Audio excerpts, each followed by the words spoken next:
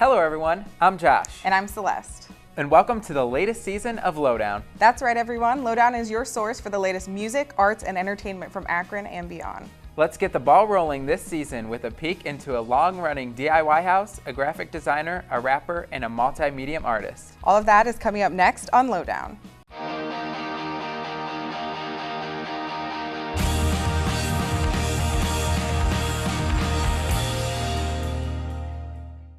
Well, Celeste, I gotta say, it's great to be back hosting Lowdown after being gone a whole season. What made you leave in the first place? I went all the way to Spain to study abroad. It was such a blast, and honestly, I kind of still wish I was there because there was so much to see and do. Don't feel bad though, there's still plenty to see and do here in Akron as well. That's very true, which, speaking of, our very own Eddie Gankos actually got the chance to attend the 10th anniversary of It's a Cling Thing. Let's take a peek.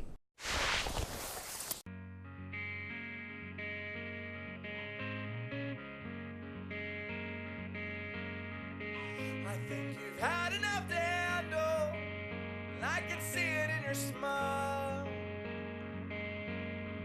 It's become a function over fashion, as if satisfaction's going out of style. Whoa, whoa, whoa, whoa.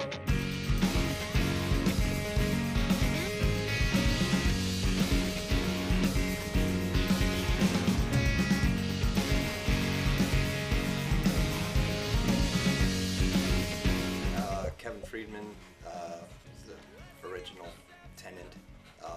We were the first ones to live at Kling. I was here about 3 years.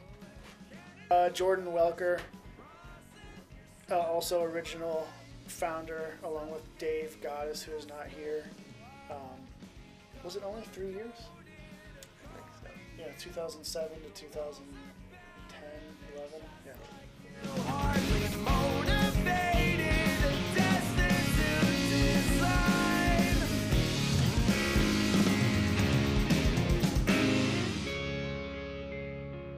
Kling started because we had always done house shows at various other places. I had a house on, what street was that? Furnace. Furnace Street, was it? Yeah, I think it was Furnace Street, and it had a giant furnace in the basement. Yeah, so it's called Furnace House. There's still posters that have that from when we did shows there. So after Furnace House, we couldn't find another house, so we lived in apartments. You can't do house shows at apartments. And then we eventually found this place with Dave, and we moved in.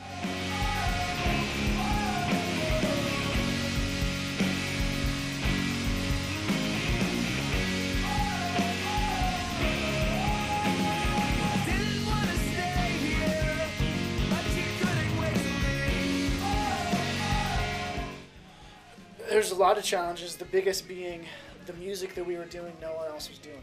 So now there's tons of people, tons of bands that do this, so it's easy. There's more kids here now that go to shows, so when we were doing it, we were just booking shows for the bands that we wanted to see. So it was hard. It was hard to find other opening bands that sounded like that or whatever. There's some filler stuff that you'd be having a hardcore band with more of an indie band with sort of a pop punk band, and Just the 'cause we mixture. had to, yeah. It was really eclectic.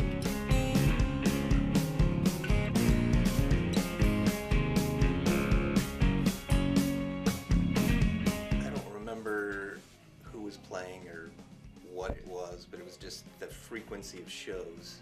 There would just be, it was a completely random show, and you just walk downstairs and there's energy coming from the basement. Everybody's excited to be there, and it's like, oh, I just fell into this, and you're in the middle of that. Like people we've never met. Right. You know, it was cool that we could do something that brought people from Cleveland and Kent and, you know, wherever. So that was rad. It happened, I think, because music went the way it did, and the communities went the way they did, and probably the internet and all that stuff helped tie it all together and spread it so that these small pockets of bands could grow into larger, their own scenes almost, and you could do all these bands that sound similar and have a similar approach to music and attitude about it. Yeah, and we had no idea. Because like I said, when we started doing house shows the years previously, no one came to them. And we had big bands who are big now play those shows, but no one came because no one liked that music at that time. So I think doing this and now seeing, you know, shows where like there's hundreds of kids, that's crazy. But it's awesome. Like I'm glad we could add that to Akron. Okay, I definitely need to take a look at more of these DIY shows. I completely agree. That looks like it was a really cool experience. I can't believe they managed to keep the venue going for that long, too. Seriously, I mean, a whole decade is a pretty staggering amount of time when you really think about it. Well, while you ponder that, let's take things over to my roommate, Eric Bueno. What does your roommate have to do with the arts in Akron, Celeste? Well, if you would let me finish, Josh, he's a graphic design student here on campus. Oh, really? Well, let's see what he has to say. I'm Eric Bueno. I'm a senior graphic design major here at the University of Akron. Most importantly, I traditionally like working with print media, but can also range from websites, app design, sound installations, and stuff along that line. When I was in high school, I took a bunch of graphic design classes and felt a liking towards computers and digital media, and as well as traditional media. So my teacher, Mr. Gary Bodenschatz, steered me into the right direction, and that's what I ended up here at University of Akron. So every year I apply for the Myers Studio Scholarship Award, and I won that since I was a senior in high school, actually. And what that is you get your own space in Myers School of Art at Folk Hall, and you get like a 5-foot area on the wall and you display your work, and then faculty then votes on the top work and they award the different scholarships from then. So in 2014, I won a contest for fan designed t-shirt with the Cleveland Indians that was given out to thousands of people. So my design still floats around city of Cleveland and Akron. So that was pretty cool to win that contest, and I got to throw out the first pitch and meet players too, so that was awesome. So every spring the seniors have a portfolio show, and we come up with a theme and a way to go about it, and every senior graphic design major has their own table, and employers come in from around the area or out of town. There's a set time for them to check out your portfolio, and you have giveaways that you give away with your brand and resume, and it's a big hiring opportunity for everyone there, and then family and anyone else gets to view it during the week. So in the spring semester that happens, and it's a big ordeal. So what sets apart a good designer from a bad designer is just the attention to detail and the amount of care and work that you put into each and every project to make it something that you want to show people and be really proud of. Mainly what we're taught here is starting with traditional pen and paper and then moving into the apps on the computer. So for me, everything starts with a sketchbook and a pencil and paper. So, and then you transition once you get enough ideas down on paper and transition into the computer. I mean, what we're taught here is that the computer is a tool, and it's not the only tool that you can use. So you can do anything any way you want, but for me and a lot of my friends, it starts on paper.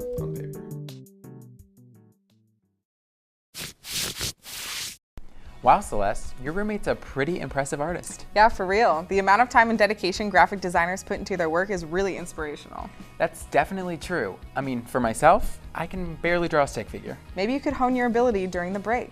We'll be right back. Todd's a great guy. I mean, look at him. What a sweetheart. Attaboy. Wait, Todd, what are you doing? How totally selfish and un-Todd-like of you. Come on, Todd. Come on, man. Recently, our country has witnessed catastrophic devastation.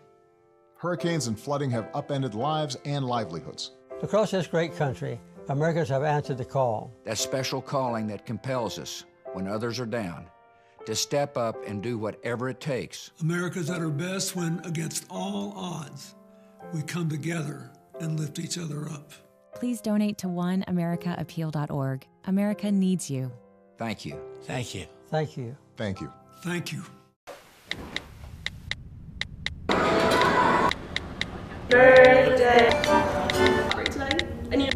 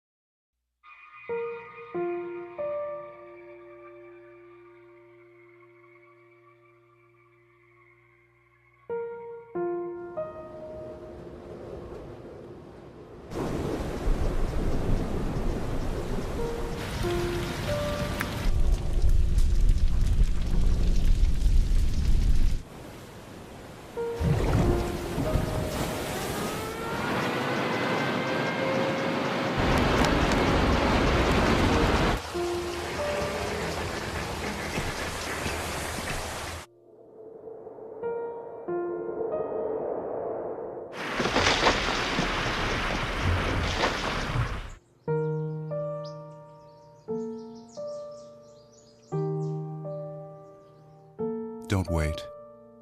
Communicate. Make your emergency plan today. You're watching ZTV. Welcome back, everyone.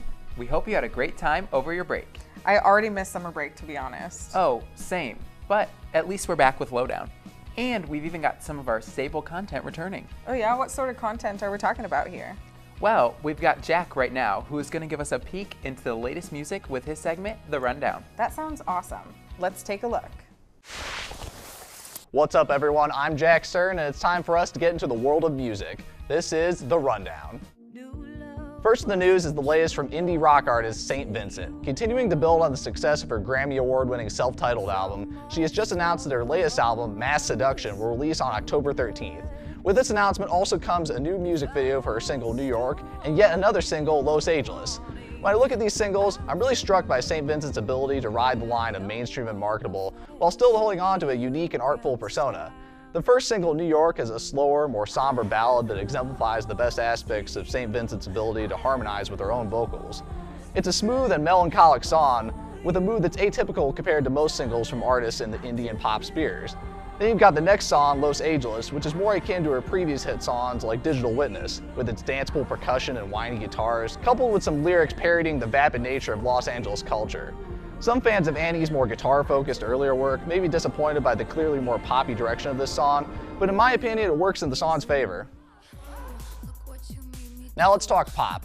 Not Coke or Pepsi, I'm talking some high-key, conglomerate commercial pop music. If you live under a rock, you might just now be hearing that Taylor Swift is starting a new hype train for her new album titled Reputation. Accompanied with some new singles, T-Swift is back to ruling the charts again with this latest round of promotional material. However, her rap sheet might not be as flawless as she portrays, especially after the latest round of controversy attached to the new tour she has just announced. Fans of hers are up in arms about her latest collaboration with Ticketmaster to incentivize fans to purchase merch and view her content to gain a space in a lottery to be placed first in line to buy tickets. Ticketmaster justifies the system to keep tickets out of the hands of bots and scalpers. Most other people, though, are throwing shade at Swift for trying to extort fans into opening their wallets for a reward they might not even receive. This is a really shady system that I think treads the line of fleecing the wallets of Swift's legions of devoted fans. In other news, LCD Sound System has made their return from retirement with their latest album, American Dream. After breaking the band up in 2011 and having an extravagant farewell concert at Madison Square Garden, James Murphy has reunited the band a mere 5 years later. Some fans feel that James is kind of selling out and cheapening his original plan to end the band before its music got stale. However, when 5 years later the void left by LCD's unique blend of 80s dance, new wave, and punk hasn't been filled, I really don't mind hearing some more material from them. American Dream is in many ways a return to the usual mash of new and vintage sounds that LCD was originally so beloved and sometimes hated for. If you still thought James Murphy comes across as a pretentious hipster, then you aren't going to change your mind here.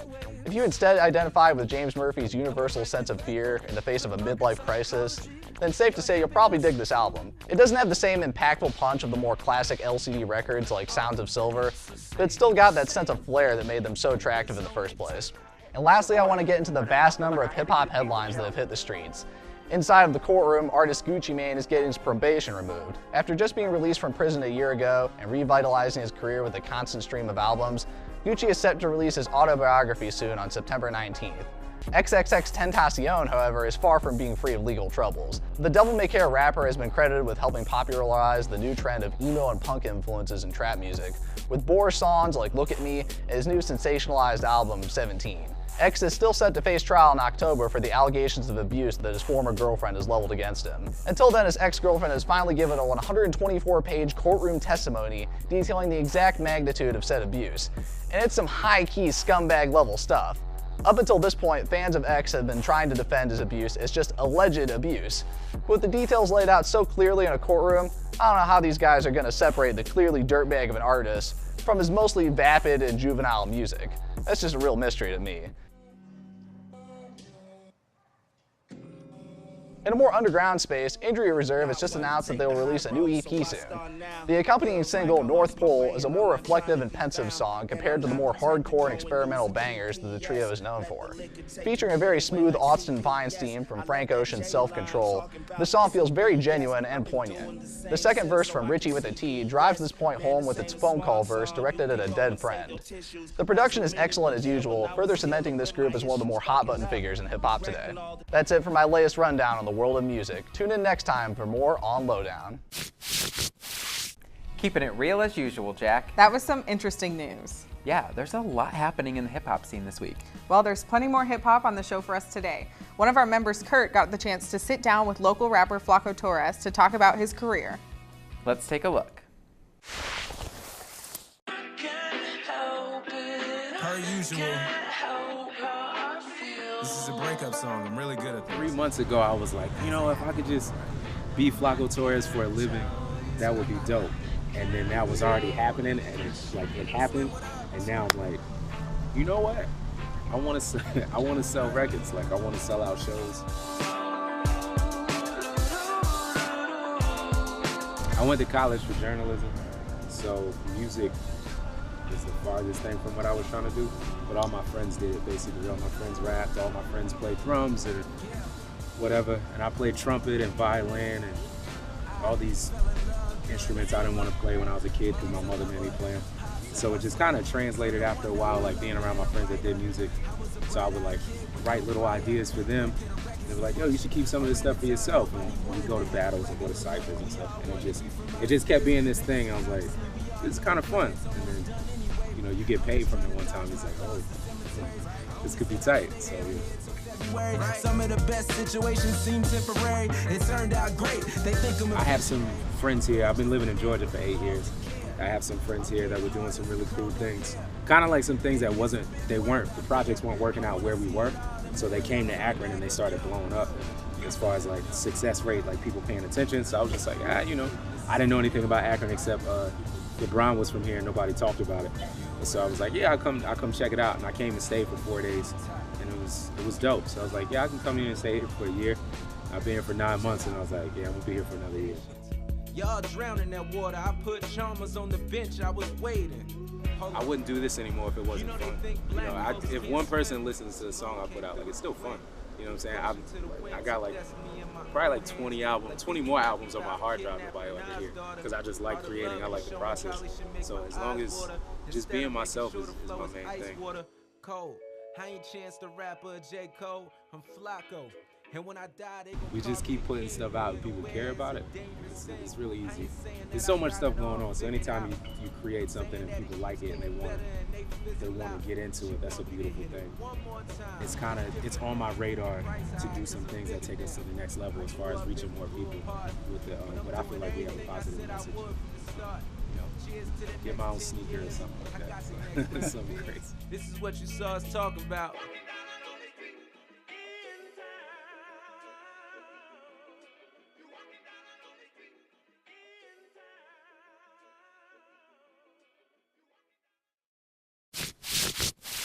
That guy seems like he's pretty chill.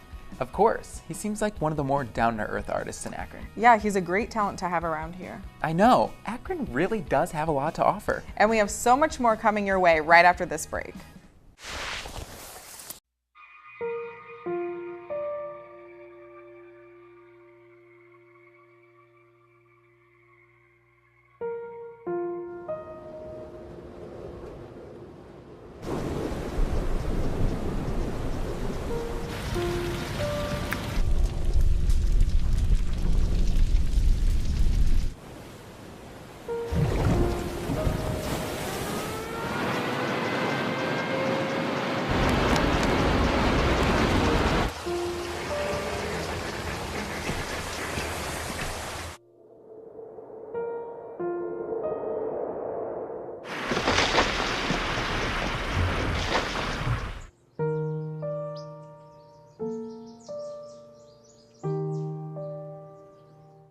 Don't wait. Communicate. Make your emergency plan today. Are your children in the right car seat for their age and size? It may be too late to check when you're on the road. Fortunately, you're on the couch. Don't think you know. Know you know. You're watching ZTV. And we're back, everyone. Hey, didn't you talk to an art teacher for this episode? I did actually, but he's not just an art teacher. His name's Ron White, and he's actually a really talented sculptor and painter. Let's check him out.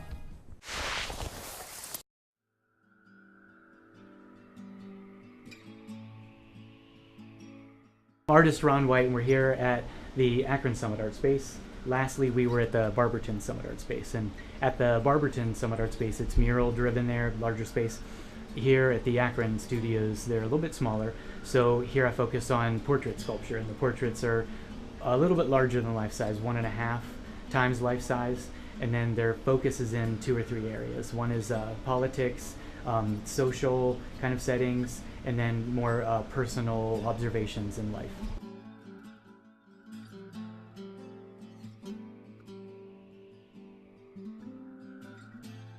Whenever I was younger, my father owned a construction company, and he would be hired to do these really gigantic houses with gable roofs and Victorian kind of interiors, and the house would settle crooked, and we would always have to problem solve for measurements because none would ever be symmetrical.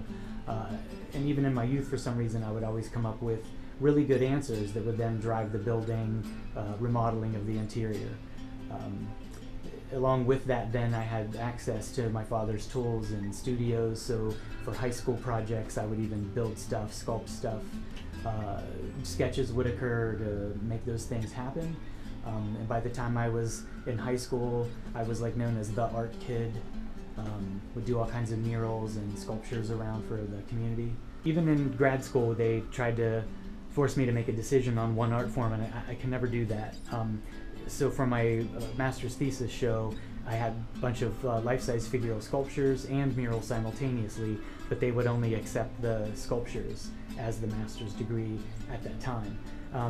And I still kept trying to listen to them and focus in one category, but it just kept branching out. So now I'm an ice carver and a portrait bust person and a figure sculptor and a mural drawer. Every art space has an art walk within their community. Like Barberton's is every 4th Friday, because sometimes there's 5.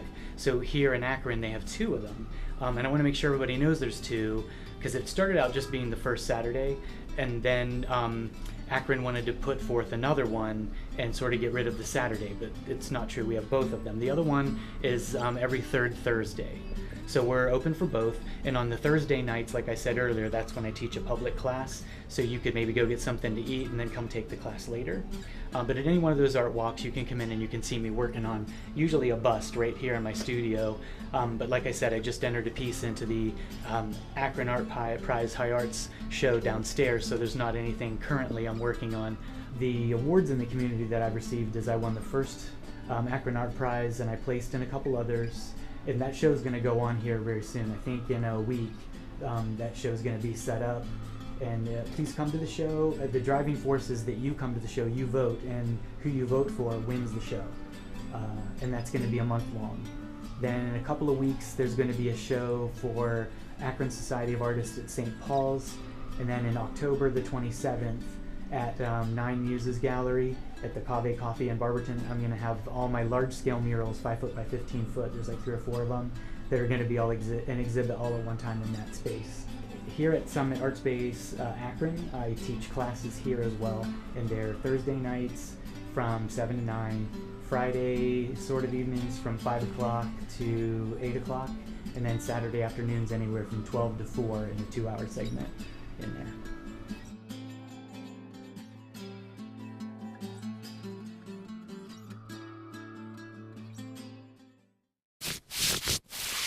Okay, that was some quality sculpting. I know, right? I mean, I was just completely blown away by the detail and meaning behind his work. I can really see what you mean. Well, that's about all we have time for today. Yep, that's going to be a wrap for this episode of Lowdown. Make sure to tune in next time for more of the best arts and entertainment that Akron has to offer. But in the meantime, don't forget to like us on Facebook or follow us on Twitter and Instagram at ZTV Lowdown. I'm Celeste Homard.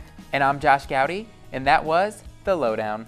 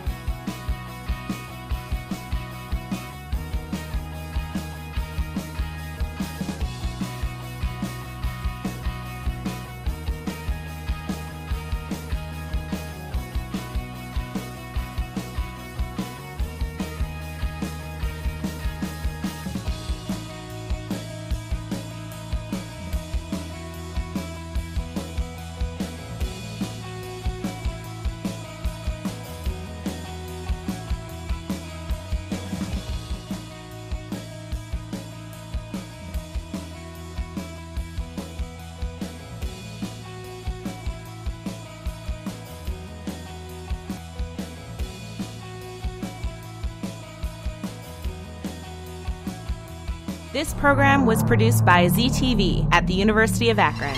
To find out how you can make Emmy-winning media, visit the UA School of Communication online. ZTV. Make media. Make a difference.